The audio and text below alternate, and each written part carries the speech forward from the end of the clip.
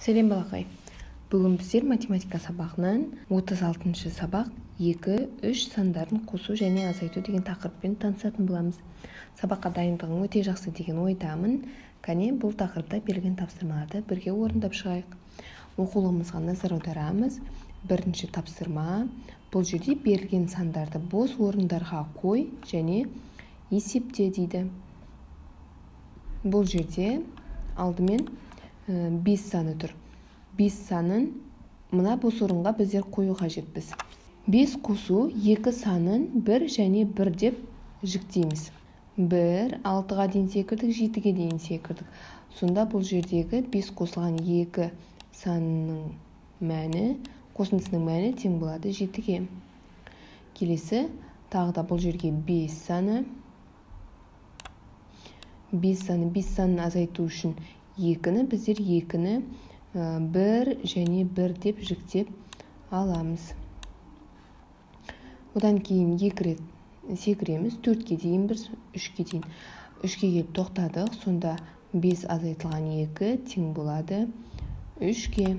Келесі осы сияқты 6 санын қойып есептеуіміз қажет. Кәне бұл жерге біздер 6 санын қоямыз. Келесі бұл жерде 4 саны берілген. Бір ғана мысалды түсіндіріп өтейін. 4 санын қосу үшін біздер 4 санынан бірден 10-ға қарай 3 сан секірсек болады.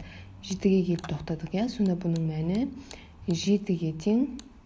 Немесе бұны біздер 2 сан секіру арқылы және 1 сан секіру арқылы 7-ге мәнін таба аламыз.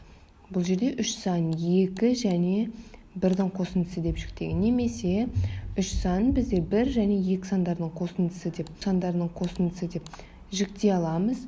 Енді сонда 4-тен кейін 1 рет секіреміз және одан кейін 2 рет секіреміз. Сонда мәні 7. Келесі азайтуда 4 саны 4 азайтылған 3 тең болады. Бірден біздер 4-тен кейін 3 сан секіріп 1-ге келіп мәнін таба аламыз. 1-ге тең. Немесе 3 санын біздер 2 және 1-ге жіктей аламыз. Ол кезде біздер 2 рет секіреміз 2 сан. Одан кейін тағы да 1 сан секіреміз де 1-ге келіп тоқтап, бұның мәні 1-ге тең дейміз. Немесе 1 рет секіріп, одан кейін тағы да 2 сан секіру арқылы мәнін табуға болады. Қайсы амалды қолдансақ та, бұның барлығының мәні бірдей шығады. Келесі тапсырма. Мысалдар құрастыр және жаз. Бірінші сөреге тағы 2 қызыл кесе, екінші сөреге 3 көк түсті кесе қой. Әр сөреде неше кеседен болды? Мысалдар құрастырып жазуымыз қажет. Алдымен біздер бұл жерде неше кесе тұрғандығын біліп алайық. 1, 2, 3, 4, 5, 6. Бұл жерде 6 кесе тұр. Оның қасына тағы да әкеліп қой дейді. Сондықтан біздер қосамыз. 2 кесе қосамыз. Тең болады. 6-ға 2 қосамыз. Мәні 8-ге тең. Келесі бұл жерде көк түсті 1, 2, 3, 4, 5 кесе бар. 5 кесенің қасына 3 кесені әкеліп қой дейді. Сондықтан қосатын болғаннан кейін біз қосу амалын орындаймыз. Тең болады 5 қосу 3 тең болады 8. Сонда 2 сөредегі кеселер саны теңеседі. Келесі, әр сөреде 2 кітаптан ал дейді. Біздер онда оны сызып тастаймыз. 2. Әр сөреден 2 кітаптан ал дейді. Әр сөреден неше кітап қалды? Енді 1, 2, 3, 4, 5, 6, 7, 8, 9, 10. Басында бұл жерде 10 кітап болды. 10 кітаптың 2-ін біздер алып тастадық. Сол кезде бұл жерде 8 кітап қалды. Келесі, бұл сөреде басында 1, 2, 3, 4, 5, 6 кітап болды. 6 кітаптан біздер 2 кітапты алып тастадық, сызып тастадық. Сол кезде 6 азайту 2 тең болады 4-ке. Келесі сөредегі кітаптар саны 1, 2, 3, 4, 5, 6, 7, 8. 8 кітап бар, оның 2-ін азайтып тастадық. Сол кезде 6 кітап сөреде қалды екен. Келесі тапсырма.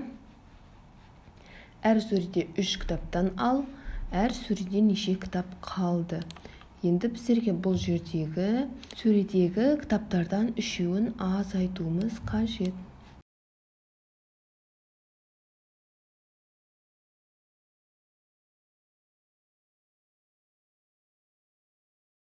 Үшінші тапсырма.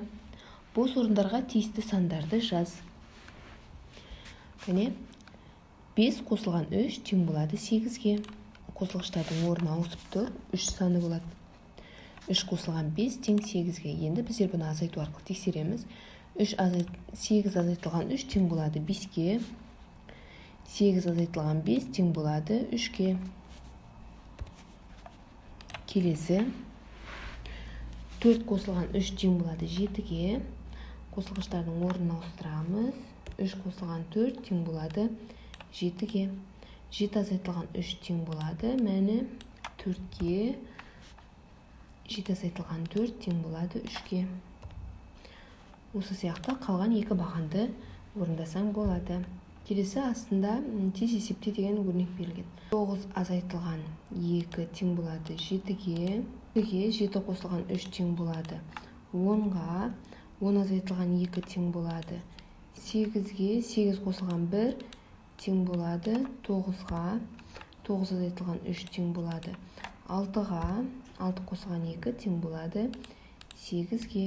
Сонда бұл тізбектің мәні 8-ге тең. Балалар, осымен бүгінгі біздің сабағымыз аяқталды. Математикадан берілген есептердің барлығы түсінікті болды деген ойдамын.